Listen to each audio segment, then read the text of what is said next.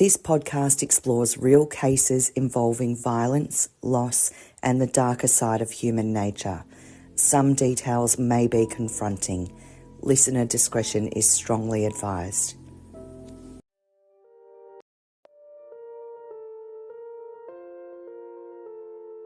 Grab your coffee because today we're serving crime. This is Coffee and Crime AU, where Australia's darkest cases meets your morning brew. I'm Linda, and each week we dive into real investigations, timelines, and the details that just don't sit right. Sip slow, this one's heavy.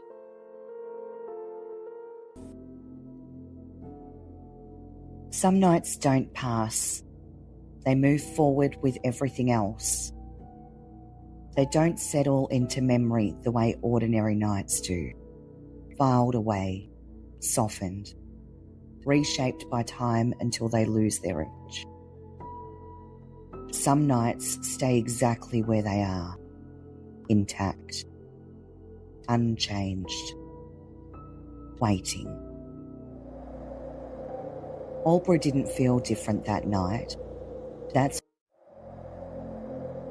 was no shift in the air, no warning buried in the quiet, no moment where anything suggested that something had already begun to unfold beneath the surface. It looked like every other late night. Streets familiar enough that no one questioned them. Distances short enough that no one thought twice about walking them. People moving through spaces they had always trusted. Meredith was 19 years old. That number never moved again. Everything else continued, years, events, outcomes, but that number stayed exactly where it was, untouched by anything that came after. She worked part-time at the Commercial Hotel, a place where nights layered over each other until they stopped feeling separate, where the noise, the rhythm, the repetition of movement created something constant, something predictable. Glasses stacked, voices overlapped, orders called out and forgotten almost as quickly as they were made. You didn't stop and analyse a night like that, you moved through it. March 22nd, 1996. A shift like any other. Kim worked, moved between tables, behind the bar, through the same motions she had repeated countless times before. There was no disruption, no moment that stood out, no reason for anyone to remember anything differently. She finished just after midnight and stayed back for a drink with co-workers. A small pause between work and leaving. A moment that doesn't feel significant while you're in it, but becomes something entirely different when you look back. Because it became the last part of the night that remained untouched. She left not long after. The drive didn't require thought. She knew the streets, knew the turns, knew how long it would take to get to where she was going. The town had already begun to thin out. Not empty, just quieter, less aware. She arrived at the Terminus Hotel, left her car and walked inside. It was quieter here. She met a friend and they sat down and chatted over a drink. They spoke about things that belonged only to that moment. Things that didn't carry forward, didn't leave any imprint beyond the time they were spoken. Nothing about that interaction suggested it would become part of anything larger. It was contained, ordinary. Across the room there was a man. He didn't approach, didn't interrupt, didn't draw attention to himself in any obvious way. He existed only on the edge of the space, just another presence among others. But later, when the night was taken apart and examined piece by piece, people remembered him. Not for what he did, but for what stood out. Strange facial features. A detail that didn't matter at the time and only mattered once it was too late to change anything. Kim finished her drink, said goodbye and stepped outside. It was around 2 a.m, the kind of hour where everything feels suspended. Not asleep, not awake, just held. Streetlights hummed, shadows stretched across pavement. She started walking along Spencer Street. Her footsteps echoed slightly more than they should. Down Swift Street towards Macaulay Street. A turn she had taken before. A path she didn't need to think about. She was heading towards the Terminus Hotel. There were other friends there, waiting, expecting her. There was no reason to hesitate, no reason to question the path. It wasn't a risk. It was routine. And routine doesn't ask you to be careful. It asks you to continue. Somewhere along that path, something changed. Not loudly, not in a way that would draw attention from anyone else. Just a shift. A presence entering the same space she was moving through. There is no clean version of what happened next. No single uninterrupted account. No moment where everything becomes clear. What exists instead is interruption. Her movement stops, not gradually, not by choice. The distance between where she was and where she was going remains unfinished. What follows doesn't stay contained to a single point. There is movement, force, a struggle that travels across spaces that shouldn't hold it. The ground itself carries pieces of what happened, fragments left behind where nothing should have been left at all. Time continues, but for her, it doesn't. What was done to her was not momentary. It was deliberate, violent, final. Her throat was cut so deeply it had almost separated her head from her body. There are details that don't need expansion. They exist as they are. They don't ask for explanation. They don't soften with language. They remain. And from that moment, the night stopped being something unknown. It had become something that demanded an answer.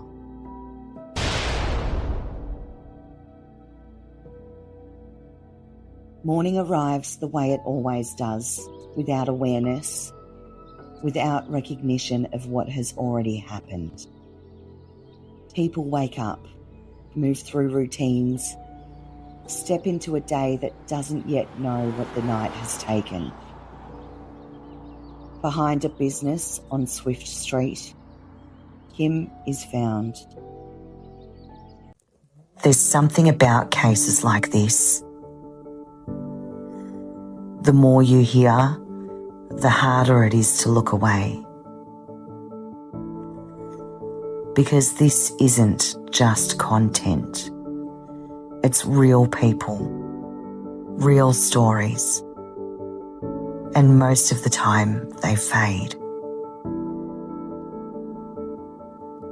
This show exists so they don't fade. And the only reason it keeps existing is because there are people listening right now who choose to keep it going. Not everyone does, but the ones who do, they're the reason these stories get told properly. So if you've ever listened and felt like this matters, there's a way to be part of that. There's a Patreon and there's merch on the website. No pressure, but if you know, you know. Now let's go back to what happened next.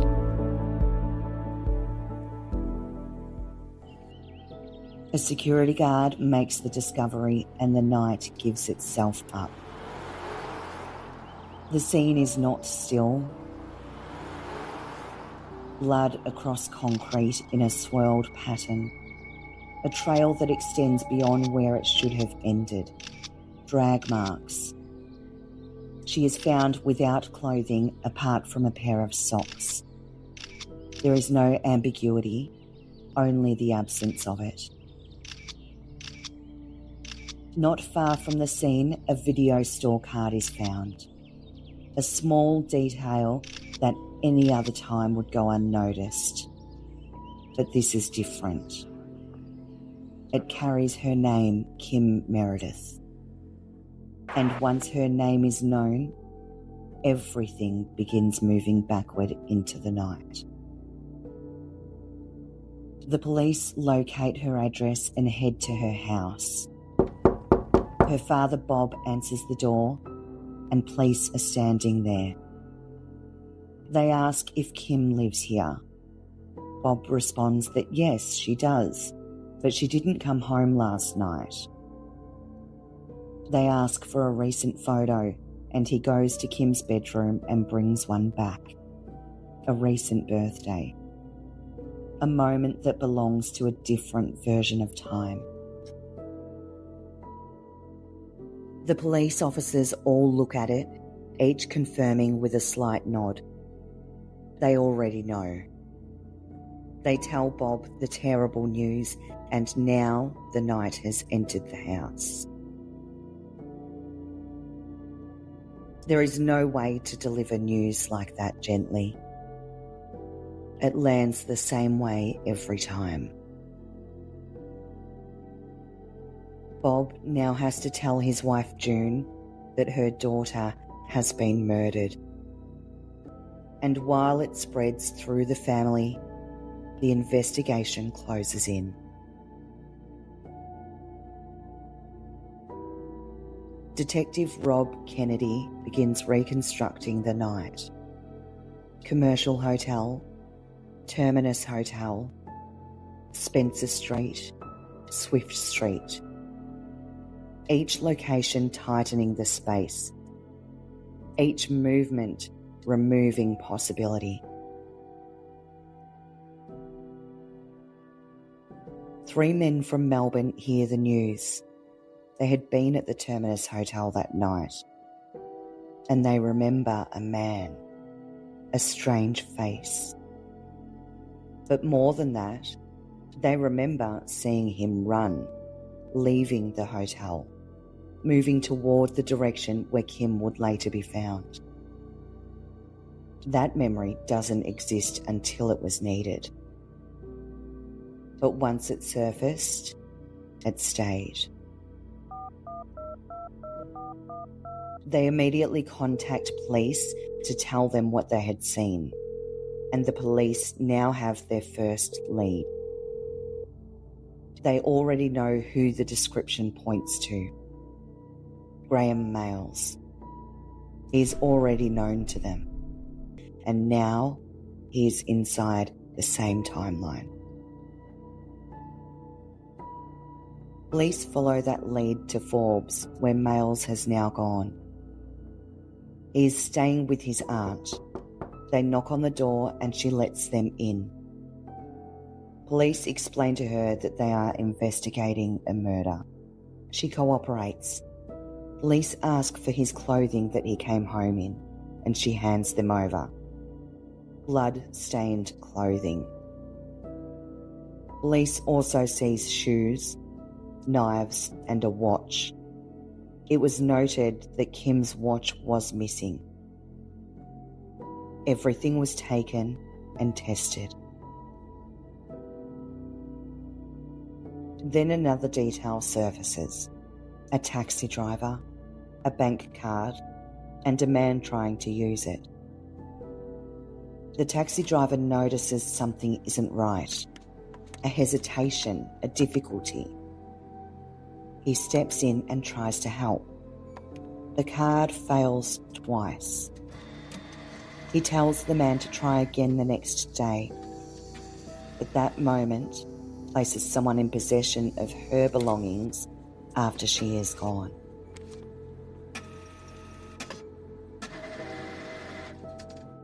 And the timeline tightens. Now, everything begins to align. March 25th, Males is brought in for a formal interview. He denies everything, says he was with a girlfriend. Police locate the girlfriend to check his story, and she denies it. She says that she knows him, but she's not his girlfriend. She hasn't seen Males in over a year. Males is brought in for a second interview with new information. Police tell him that he was seen at the hotel. He denies being at the Terminus Hotel, but witnesses place him there. Police have to let him go. A third interview is conducted soon after. Aunt Kate is asked to come for support, and the evidence now surrounds him. The bank card, the taxi driver, and the shoes have linked to a bloody footprint at the crime scene. All of the evidence taken from Auntie Kate's house has been tested and confirmed to have traces of Kim's blood. But denial holds until it fractures. He admits being there, but he says someone else did it, that he swapped clothes after. Police check into his new story, and the person he names is accounted for. He has a carer who says she was with him and records to show he was at home that night. The explanation collapses. Aunt Kate leaves the room as she believes that he did it. Police ask her to come back in, and she reluctantly agrees. After the interview, after the recorders are off, Males becomes violent. He strikes an officer and he is quickly restrained but hit his head on the way down. That moment ends the questioning and he is charged with murder.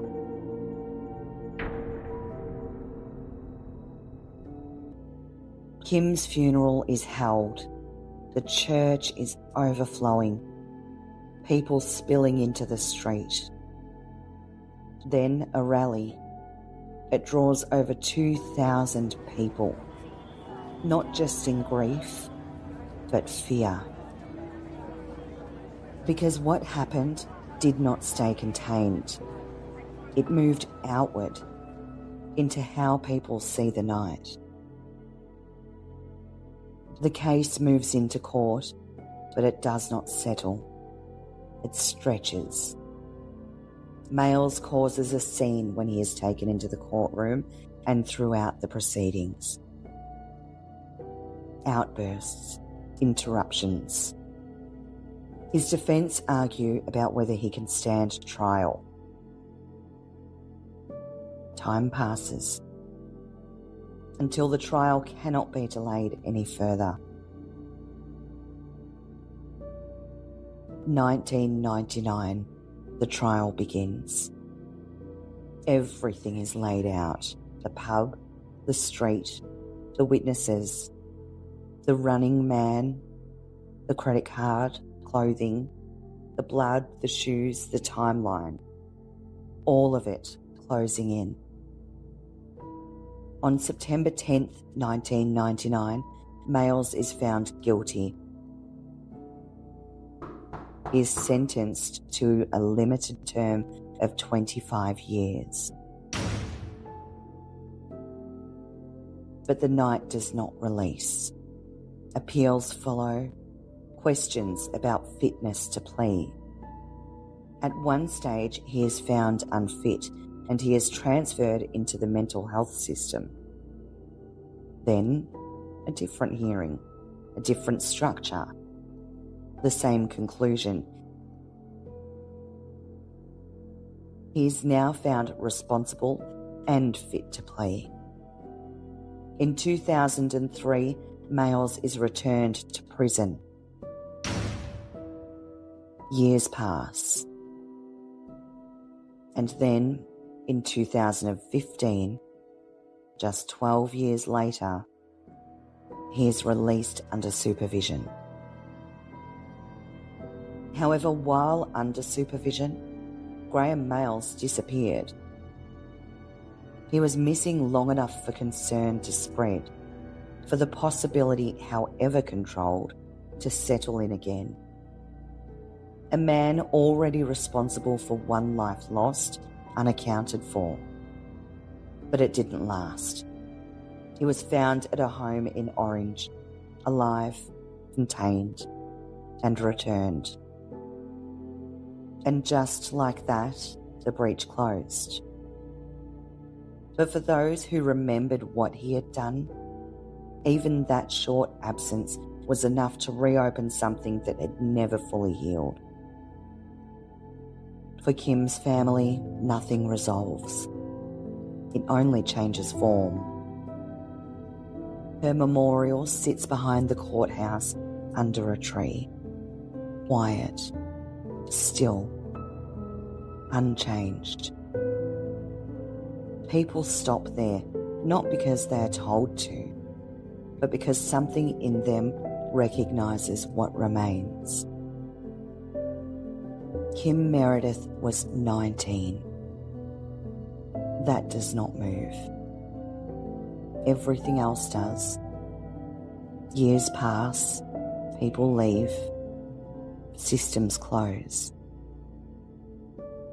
But that night stays exactly where it was, unfinished.